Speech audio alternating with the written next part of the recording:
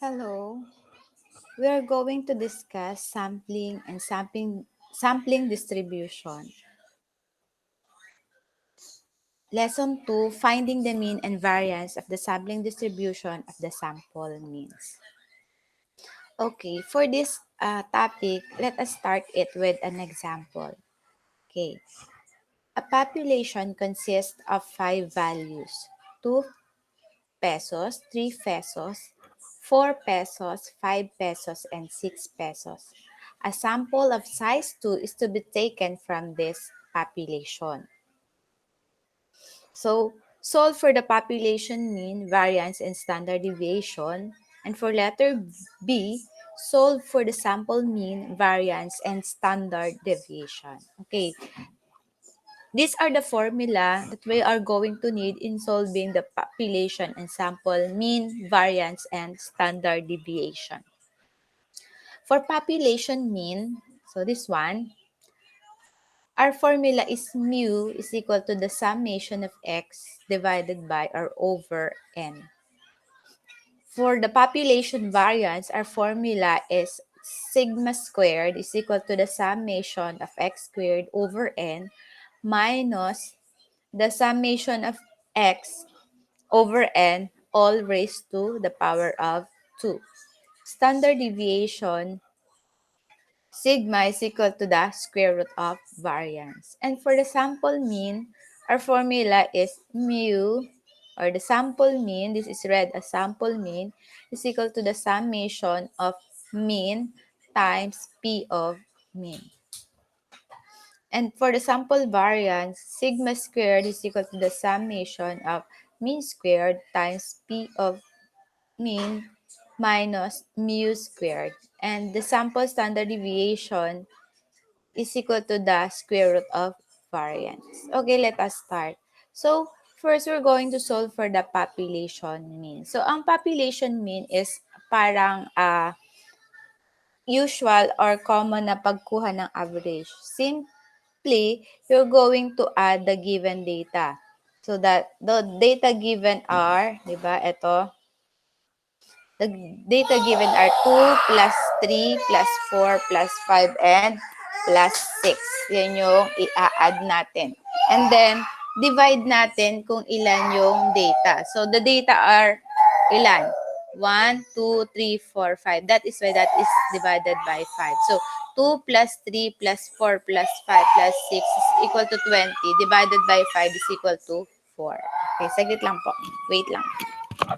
Ano? Bakit ba? O, anong may ginagawa ako? Ito na. O, iba na yung palabas, oh. Baka-dramatic mo pag natakot mong pagkain. Ayun na.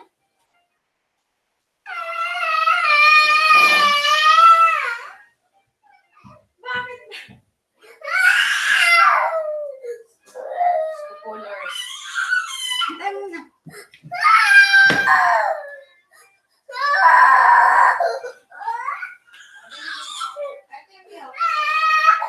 Halika rito.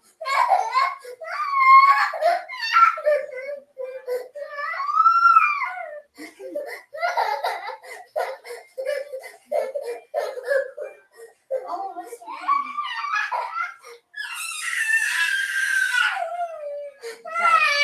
Ayun ba yun? Asa na? Asa na?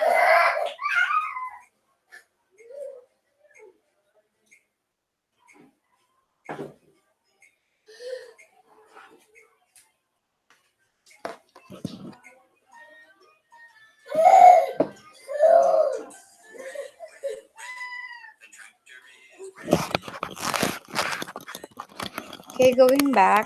Sorry for the interruption.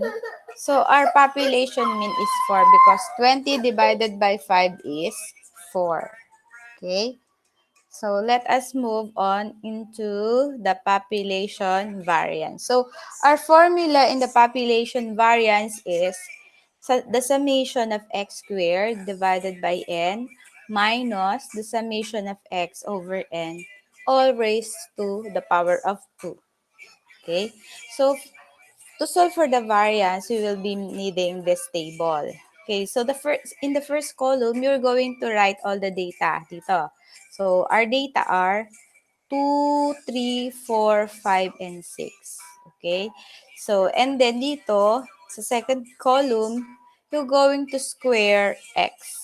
Okay, when squaring, we're going to multiply the base 2 times by itself. Ganun lang yon. Okay. So, let's solve. So, since dito, kailangan natin ng summation of x dito sa part na to ng formula.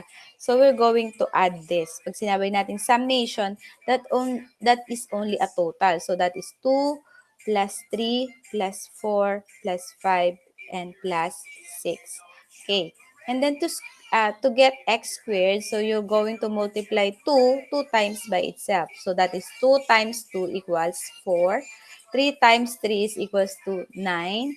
4 times 4 is equal to 16. 5 times 5 is equal to 25. 6 times 6 is equal to 36. And then, we're going to get the total of this. So, you're going to add. Kasi, kailangan natin yung summation ng x squared para dito sa part na to. Dito sa part ng formula na to. Okay, let us solve. So, if we're going to add x, so that is 20. 2 plus 3 plus 4 plus 5 plus 6, 20. And if we're going to add or get the summation of x squared, that is 4 plus 9 plus 16 plus 25 and plus 36. That is equal to 90. Okay, let us solve. So, for the population variance, so that is equal to, ang summation of x squared is 90, right? Yon, ito yon from here. 90 divided by n. N is the number of data given. So, ang given natin ay 5 data. So, 1, 2, 3, 4, 5. Doon galing yung 5. And then, divide mo sila. Minus, etong summation of x. Ito is summation of x lang, hindi x squared ha. That is different. So, ang summation of x is 20. Ito yon from here. And then,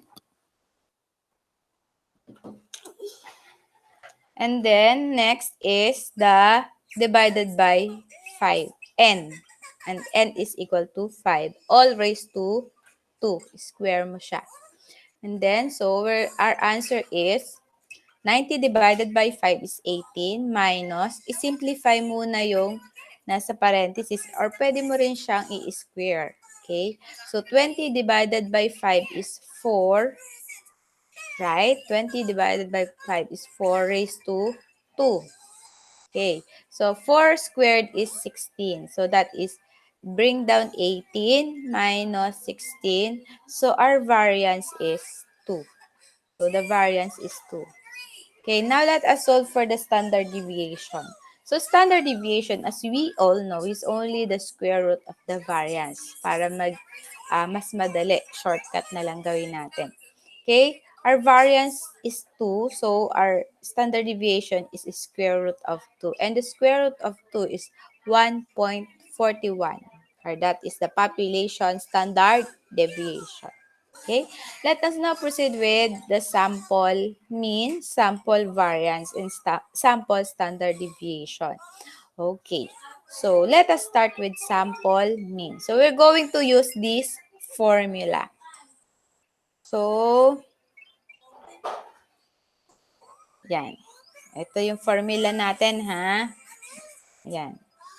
Na-discuss ko na ba ito kanina? So, yan, tandaan. So, to solve for the sample mean, variance, and standard deviation, we will be needing this 1, 2, 3, 4, 5 column table. So, on the first column, you're going to write the mean. Okay? Mean. And for the column 2 is the probability of P of X. Ito mga to ay given. Yung mean at saka yung probability of P or P of X. Those are given. And then, for the third column, you're going to multiply the mean X bar times P of X. And then, for the fourth column, you will square the mean x bar. And for the last column, you will multiply mean squared times p of mean. Okay, so uh, let us solve this. So, the first given mean is 2.5 with a probability of 1 over 10. So, to solve for this, i-multiply mo lang to dito sa second column. First column times second column. So, that is 2.5 times 1 over 10. So, para mas madali mag-multiply, pwede nyong gawing decimal number to by dividing 1 divided by 10. So, if you're going to divide 1 over 10, that is 0.1 or 0.10. And so, that is 2.5 times 0.10 is 0.25. Okay? Okay, let us have the next one. So, 3.0. So, 3.0 times 0.1 or 1 divided by 10 is 0.30. And 3.5 times 2 over 10, that is also, what is that? 2 divided 10. That is 0.5. Okay, 1 half, yeah. 0.5 times 3.5 is 0.70. Yun yung gagawin niyo dyan. And same with, dito sa x mean squared, i-square mo lang to. Ibig sabihin, you're going to multiply 2.5 2 times by itself. So that is 2.5 times 2.5 is 6.25. Okay? And 3.0 times 3.0 is 9. Tapos dito, 3.5 times 3.5 is 12.25. And then, for the last column, that is means squared, etong fourth column times p of x. Dito mo siya i-multiply ulit sa p of x. So, that is 1 over 10 or 0.1 times 6.25. And the answer is 0.65. The next 9 times, ito, i-divide mo ulit yung 1 and 10. Ang magiging answer dyan is 0.1. So that is 0.1 times 9 is 0.900. And then, 12.25 times 2 over 10, or that is 0.5. The answer is 2.450,000. Okay? So, and we're going to do, yan. And so on and so forth. Yan yung magiging answer. Okay? Ganun lang gagawin. And then, let us now proceed with with solving the sample mean. So, our formula in the sample mean is summation of mean times P of X. Okay? So, balikan natin. Ang summation of mean, i-add mo lang to. Ay, di ba? Ay, mali. Sandali. Ay, ano ba yun? So, summation of x mean times p of x. So, yung total ng, total ng x, di ba? X times p of x. Yung summation nito is 4. So, that is 4. So, our sample mean is 4. Yun lang. I-add mo lang yung, pang ilang column ba yun? Third column, add mo lang siya. That is the sample mean. Okay? Let us proceed with the sample variance. So, sample variance is equal to the summation of mean squared times P of mean is minus mu squared. Okay, let's go back. So, x squared times, eto yun, x mean squared times P of mean, eto yun. And then, kailangan mo lang daw ay yung total or the summation. That is 6.75. So, 6.75, isa-substitute mo in place of this is 16.75. Yan. Minus mu squared. Ang mu squared, yun yung kanina nating answer dun sa population. That is population mean. Saan yung population mean natin? Population mean, aray ko me, is 4. So, ito yung population mean natin, 4. Yan yung isa-substitute natin sa sample variance. Sa yung sample variance natin. Ayan. Kaya siya naging minus 4 squared. So, 16.75 minus 4 squared, that is, 4 squared is 4 times 4, that is 16. So, 16.75 minus 16 is 0.75. So, our sample variance is 0.75. Okay, let us proceed with the sample standard deviation. That is sigma is equal to the square root of variance. Our variance, or the sample variance, is 0.75. So, square root of 0.75 is 0.87, is our sample standard deviation. Okay? So, for what's more, you're going to answer this. So, number 1, the given shows the monthly salaries, and this is in thousands, of 6 officers in a government office. So, 8, 12, 16, 20, 24, 28. Suppose that random samples of size 4 are taken from this population of 6 officers. Solve for the population mean, variance, and standard deviation. Dito, ang isusolve nyo yung population. Population mean. So, dito yung variance. Dito yung standard deviation. And for letter B, you're going to solve for the sample mean, variance, standard deviation. These are the given mean, and these are the given P of mean. So, ito, yung probability of the mean, para mas madali, hindi kayo mahirapan, gawin nyo siyang decimal. Paano magawa ng fraction to decimal? I-divide nyo lang sila. So, that is 1 divided by 15. Tapos, saka nyo i-multiply sa 14. Okay? So, para makuha mo yung 0.93. Yung x squared, or mean squared, ito yun, 14 times 14, kaya siya naging 196. Ito naman, yung mean squared times 196 times the probability of the mean. So, 1 divided by 15. So, the answer is 13.07. Okay? And then you will compute the sample mean here, sample variance, and sample standard deviation. Okay? So, that's all.